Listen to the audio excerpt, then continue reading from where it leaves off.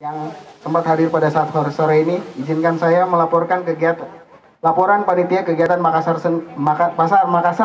Seni 2016. Dasar pelaksanaan Surat Keputusan Wali Kota Makassar tahun 2016 tanggal 19 Januari 2016 tentang pelaksanaan kegiatan Makassar Pasar Seni 2016. Maksud dan tujuan pertama adalah berperan aktif memperkenalkan dan memperkaya keragaman daya tarik wisata melalui dunia seni.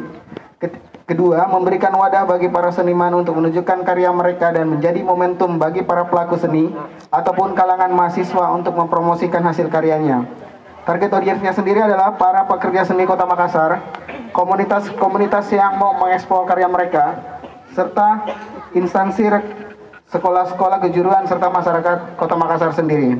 Para peserta Pasar Seni tahun 2016 diikuti sebanyak 17 peserta yang terdiri dari para peserta komunitas seni se-Kota Makassar. Bentuk kegiatannya ada talk show, workshop, traditional dance, best performance, dan theatrical.